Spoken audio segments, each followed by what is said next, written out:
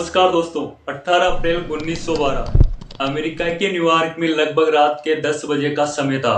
काली रात और भारी मूसलाधार बारिश में करीबन 50,000 लोग किसी का बेसब्री से इंतजार कर रहे थे।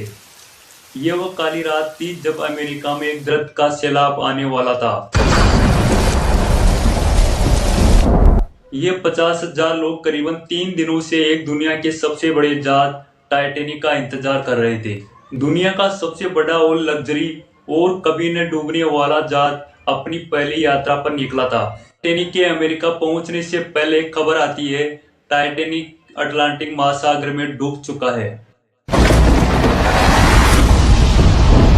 इस घटना ने पूरी दुनिया को हिलाकर रख दिया था कि पानी में कभी न डूबने वाला जहाज आखिर अपनी पहली यात्रा में कैसे डूब गया। टाइटैनिक के समुद्र में डूबने की घटना को कुछ लोग एलियन शक्ति से जोड़ने लगे तो कुछ समझ ही नहीं पाए। चलिए दोस्तों, आज हम पूरी डिटेल में बात करेंगे टाइटैनिक की डूबने की असली वजह क्या थी। वीडियो में आगे बढ़ने से पहले दोस्तों थोड़ा सा सपोर्ट कीजिए, वीडियो को लाइक और चैनल को सब्सक्राइब जरूर कर ले। दुनिया के सबसे बड़े जहाज टाइटैनिक को आखिर कैसे बनाया गया कि ये कभी भी पानी में नहीं डूबेगा। White Star Line British company ने टाइटैनिक जहाज को बनाने का काम शुरू कर दी है। थॉमस एड्यूज और उनकी टीम ने टाइटैनिक का डिजाइन तैयार किया। हजारों मजदूरों और कई इंजीनियरों ने मिलकर टाइटैनिक को बनाने का काम शुरू किया। टाइटैनिक जहाज को बनाने के लिए लाखों टन स्टील इस्तेमाल किया जाता है। टाइटैनिक जहाज 269 मीटर लंबा, 28 मीटर चौड़ा और कई मंजिला था। जहाज का कुल वजन 55,000 टन था। टाइटैनिक में 2 बड़े भाप इंजन लगाए गए जो बेहद ही शक्तिशाली थे। जहाज में 16 जलरोधी कंपार्टमेंट्स लगाए गए। इन कंपार्टमेंट्स को इस तरह बनाया गया था कि जहाज में पानी भी भर जाए तो डूबेगा नहीं।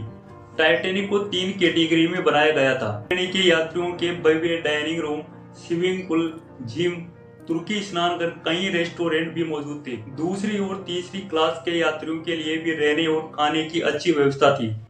कुल मिलाकर माने तो टाइटैनिक जहाज किसी 5 स्टार होटल से कम नहीं था। 3 साल में टाइटैनिक जहाज बनकर तैयार हो गया था। 10 अप्रैल 1912 के दिन टाइटैनिक अपनी पहली यात्रा के लिए रवाना हो चुका था। 10 अप्रैल 1912 के दिन टाइटैनिक जहाज अपनी पहली यात्रा के लिए इंग्लैंड के साउथहैम्पटन बंदरगाह से रवाना होता है। टाइटैनिक को अमेरिका के न्यूयॉर्क जाना था। जहाज में लगभग 2224 यात्री और क्रू मेंबर सवार थे। किसी ने सोचा भी नहीं होगा कि ये यात्रा उनकी जिंदगी का आखिरी सफर होगा। टाइटैनिक न्यूयॉर्क के लिए रवाना हो चुका था। इस पूरे जहाज को लीड कर रहे थे 62 वर्षीय कैप्टन एडवर्ड स्मिथ। 14 अप्रैल 1912 के दिन टाइटैनिक उत्तरी अटलांटिक महासागर के एक हिस्से में प्रवेश करता है। यह पूरा समुद्री इलाका हिमखंडों के लिए जाना जाता है। इस रात को समुद्र भी शांत था। टेम्परेचर माइनस से भी नीचे था। जहाज 41 किलोमीटर पर आवर की स्पीड से आगे बढ़ रहा था। टाइटैनिक के मालिक ब्रूस स्मिथ ने कप्तान एडवर्ड स्मिथ को जहाज को तेज चलाने को कहा। कप्तान एडवर्ड स्मिथ ने इस बात पर कोई ध्यान नहीं दिया और जहाज को चलाते रहे। रात के 11:40 हो चुके थे। अचानक जहाज के सामने एक बर्फ की चट्टान दिखाई देती है जो बहुत ही बड़ी और भारी थी।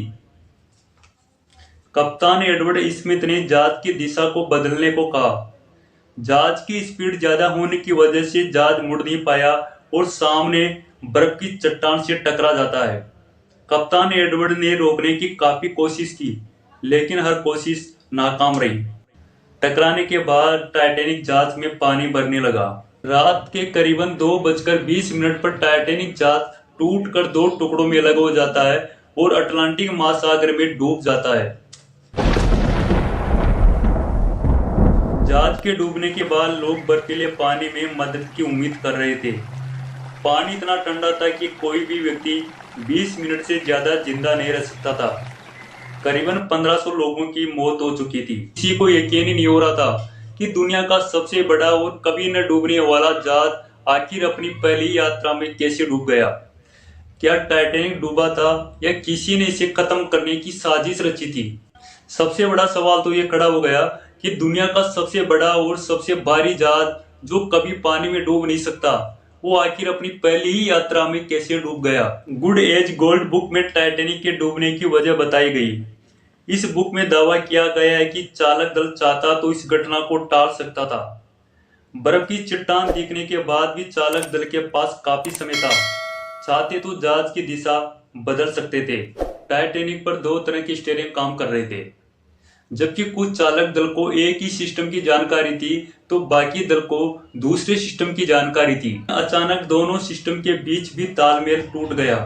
बर्फ के पहाड़ से टकराने के बाद दोनों सिस्टम के चालक दल अलग अलग दिशा में काम करने लगे। टाइटैनिक जहाज को बनाने वाली कंपनी व्हाइट स्टार लाइन के चेयरमैन ने टक्कर के बाद भी कैप्टन स्मिथ को जहाज को धीमी गति से आगे चलते रहने की सलाह दी थी। चालक दल ने इस बात को गहराई से नहीं लिया।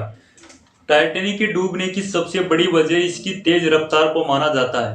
आखिर कैसे? 10 अप्रैल को टाइटैनिक जहाज रवाना हुआ था और इसे 600 किलोमीटर की दूरी पूरी करने के लिए 7 दिन का वक्त था।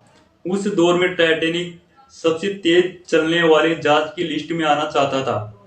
कप्तान एडवर्ड स्मिथ ने टाइटैनिक के मालिक को बर्फ के चट्टान के बारे में जानकारी दी थी। मालिक ने जहाज को तेज स्पीड में चलाते रहने को कहा।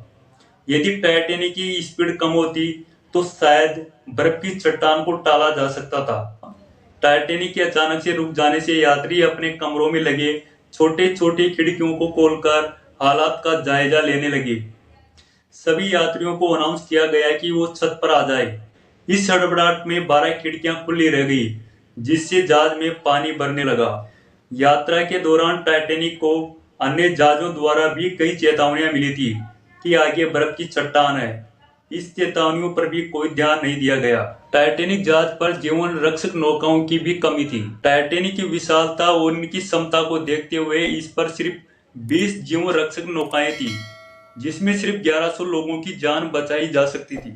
जबकि जहाज पर कुल 2224 यात्री सवार थे। कंपनी का दावा था कि जहाज कभी भी पानी में नहीं डूब सकता। शायद इसी वजह से जीवन रक्षक नौकाओं की संख्या पर ध्यान नहीं दिया गया। टाइटैनिक के डूबने की एक वजह और सामने आती है। टाइटैनिक को इस तरह डिजाइन किया गया था, यदि 4 कंपार्टमेंट्स में पानी भरता है तो जहाज तैरता रहेगा। बर्फ की चट्टान से टकराने के बाद 16 कंपार्टमेंट्स में पानी भर गया। दबाव काफी बढ़ने से जहाज टूटकर 2 टुकड़ों में अलग हो गया था। टाइटैनिक जहाज का आगे का हिस्सा इतना बड़ा था कि इसमें कील लगाने का काम हाथों से करना पड़ा था। जहाज में करीबन 30 लाख कीलें लगी थी, जबकि यह काम किसी हाइड्रोलिक मशीन द्वारा किया जाना चाहिए था, लेकिन ऐसा नहीं हुआ। बर्फ की चट्टान से टकराने के बाद आगे का हिस्सा टूटकर बिखर गया। शायद ये कील लगाने का काम हाइड्रोलिक मशीन द्वारा किया जाता तो आगे का हिस्सा टूटने से बच सकता था। सबसे बड़ा सवाल तो यह खड़ा होता है कि इतने बड़े और अनुभवी कप्तान एडवर्ड स्मिथ के होते हुए घटना कैसे घटित हो गई। शायद ये भी रहा हो कप्तान स्मिथ दबाव में काम कर रहे थे। टाइटैनिक जहाज के डूबने के कई राज भी है जो अब तक अटलांटिक महासागर की गहराई में दफन है। टाइटैनिक के डूबने की वजह आप क्या मानते हैं दोस्तों? कमेंट करके जरूर बताएं। फिर मिलेंगे दोस्तों एक नए रहस्य के साथ। तब तक जय हिंद।